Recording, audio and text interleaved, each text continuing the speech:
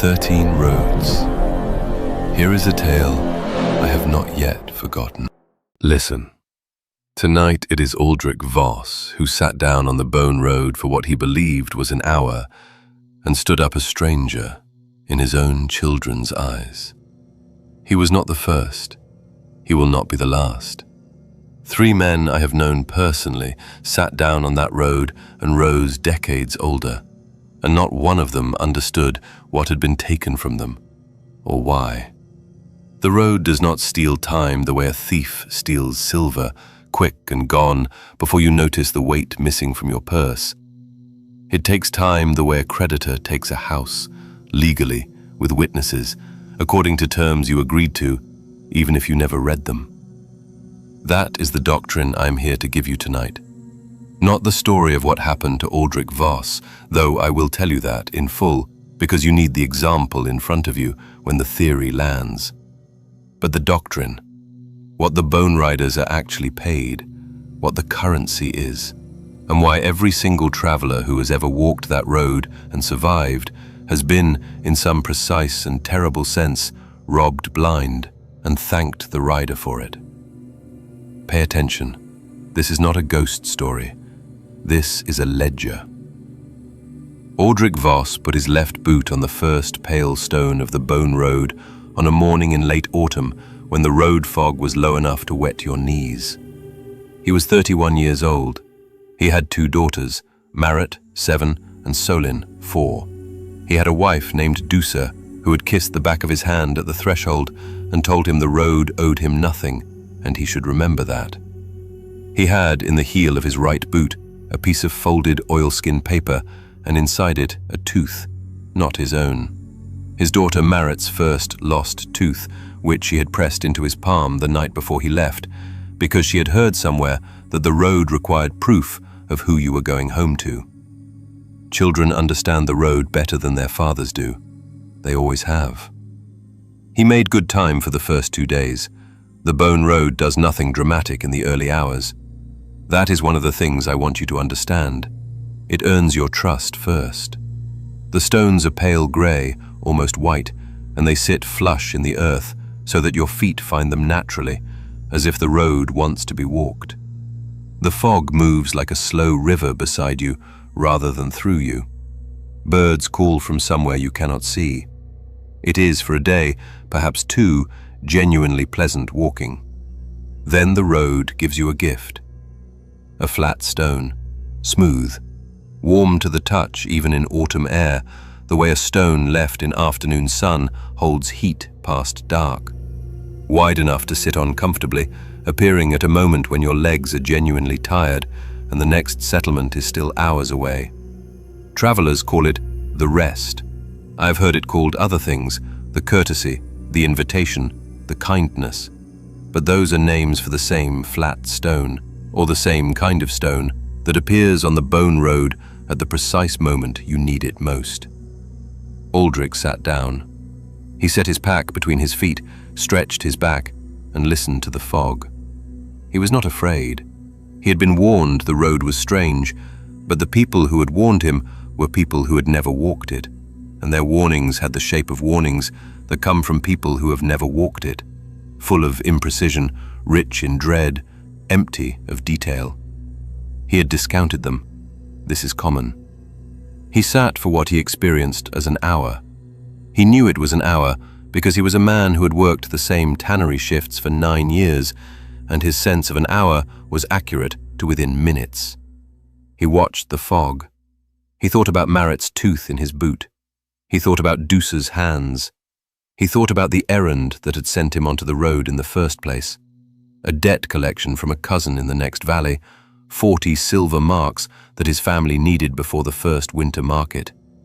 He did the arithmetic of how he would spend the 40 marks. He rehearsed the argument he would make to the cousin if the cousin resisted. He was, in every way, a man using an hour productively while resting his feet. Then he stood up. His knees ached in a way they had not ached when he sat down. He noticed that and filed it as stiffness from the cold. He noticed his pack felt heavier. He filed that too. He noticed the light had the wrong quality. Not wrong by an hour, but wrong by months.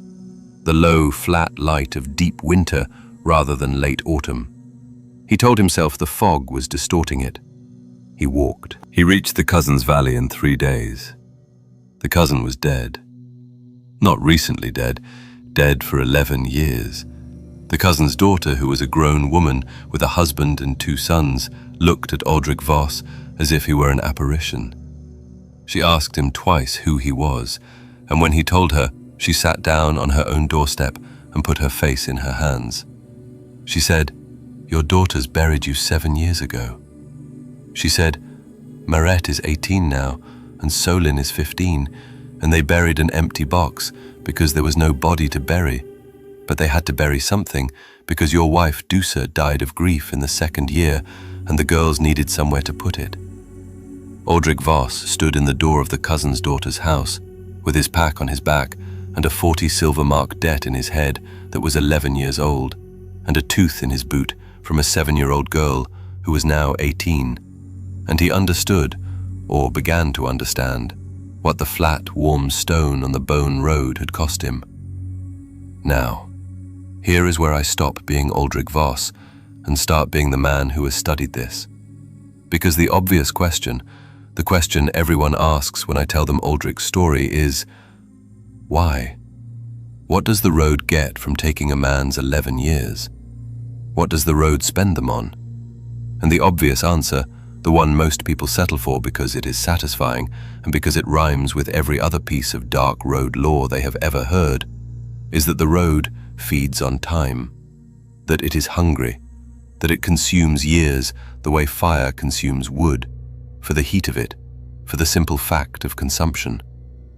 That answer is wrong. I'm certain it is wrong, and I will tell you why, and the reason involves the faceless rider. The faceless rider does not look like what you are imagining.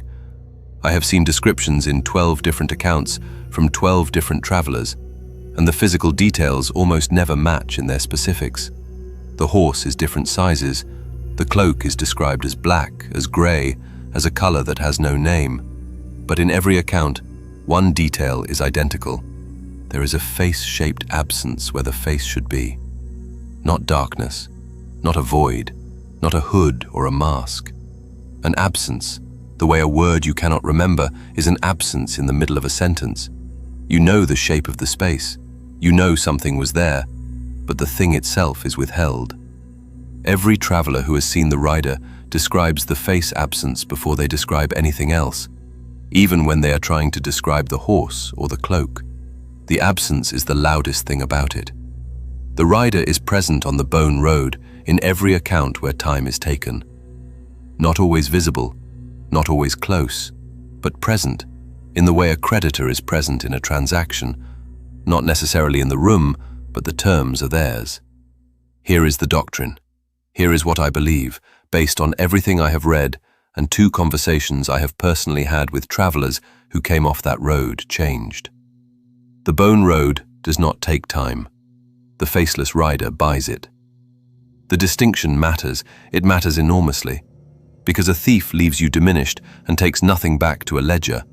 But a buyer gives you something in exchange. The question is only what.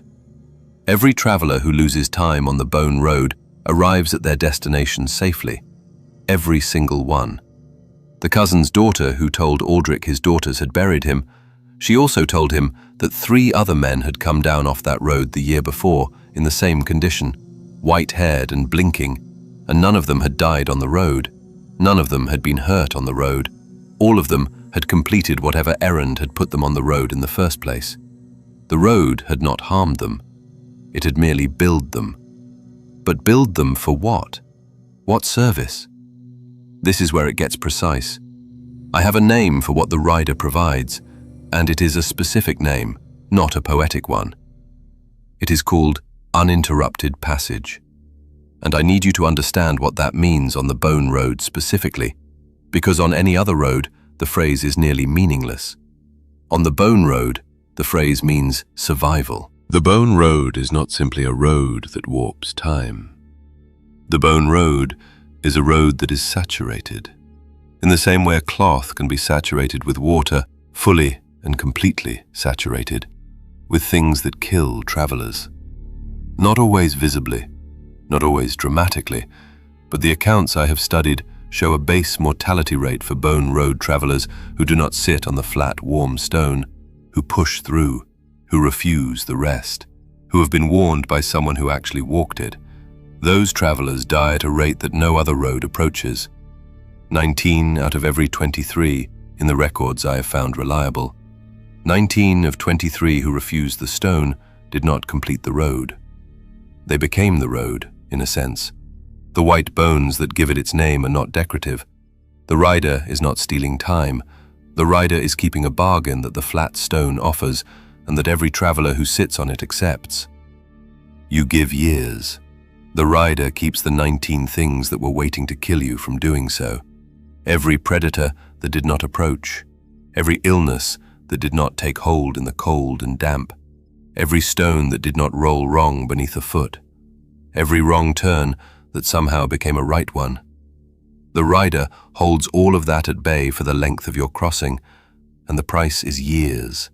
A portion of the years you are going to live anyway, extracted smoothly, without pain, without your awareness, while you sat on a warm stone and thought about 40 silver marks and your daughter's tooth. Aldric Voss lost 11 years. In exchange, he walked out of one of the most lethal roads in the world alive and intact. That is not nothing. I want to be careful not to let the tragedy of what he lost eclipse the fact of what he received. His wife died in his absence. His daughters buried an empty box. These are real and grievous losses, but Aldric Voss is also alive. He went to his daughters. Maret, 18, stood in the door of the house she had been keeping for 4 years with her 15-year-old sister, and she looked at the white-haired man with her father's eyes and her father's hands, and after a very long time, he told this to the man who told it to me, after a very long time, she stepped aside to let him in. He still had the tooth in his boot. Now, here is the thing about the doctrine that keeps me returning to it, the thing that I cannot settle. If the bone road takes years as payment, and if the faceless rider is the creditor, then the rider is accumulating something. 11 years from Aldric Voss. Whatever was taken from the other 3 men who came through the year before. Every traveler who ever sat on a flat, warm stone and stood up changed. Centuries of human years, gathered and held somewhere, in something that has no face, on a road made of bones. What does something like that do with time? Not spend it. The rider does not age, does not appear to change between any 2 accounts separated by decades. Not consume it, does not appear to waste or discard it. The years are not returned to the road, not redistributed, not visible anywhere downstream. They are kept, stored, held the way a man who has survived great hunger will hoard bread even in a season of plenty, not because he needs it, but because the fear of needing it is now part of his architecture. I have one theory. I do not offer it with confidence. I offer it because it is the only shape that fits the available accounts. The faceless rider was, once, a traveler. Not a man, perhaps, or not only a man, but something that walked a road, sat on a stone, and paid. And what it paid was everything. Not 11 years, everything. Every year it had remaining. And it arrived, intact, as the bargain promises, but it arrived at a destination that no longer existed, or arrived as something that could no longer be recognized by the destination, or arrived so completely emptied of time that it had no name left, no face left, nothing left but the road and the flat, warm stone and the knowledge of the transaction. And so it continued the transaction, because it was the only thing left that it knew how to do. I am not certain of this. I am certain of the doctrine that the rider buys, not steals, and that the road's mortality for those who do not pay is near total, and that uninterrupted passage is a real service delivered in full. Those 3 things I will stake my credibility on. The theory of what the rider is, I hold more loosely. What I do not hold loosely is this. If you are ever on a road made of white stones, and the fog is knee-high, and your legs are tired, and a flat, warm stone appears at exactly the right moment. Do not sit down. The cost of completing that road without the bargain is severe. 19 in 23. I know what those odds mean, but the cost of the bargain is also real, and it is borne not only by you. Aldric Voss paid 11 years, and Dusa paid with her life, and Maret paid with 4 years of raising her sister alone, and Solin paid with a mother and a father, both before she was old enough to lose either. The rider extracts from one man, and the debt is collected from everyone he was supposed to come home to. I have walked roads where the toll is at least honest, where you can see the booth and the keeper and the scale. The Bone Road's toll is honest in its own way. The contract is real. The service is delivered. It is only that you never see the scale, and you never see what it weighs, and you never know, sitting on that warm stone with your daughter's tooth in your boot, how many years you are about to hand to something with no face. Aldric Voss died at 60, ordinary and intact, in the bed his daughters had kept for him. Maret put the tooth on his chest before they closed it. I have been on roads where the payments are made in different currencies: blood, memory, the ability to recognize a face you love. The next road I will tell you about takes nothing so measurable as time. What it takes is the kind of thing you do not notice is gone until the moment you need it most. And by then, you are already past the place where it was taken. The traveler on that road did not sit down. She made no bargain. She walked the whole road without stopping, and she came home in exactly the right amount of time, and she was exactly the right age, and she could not remember her children's names.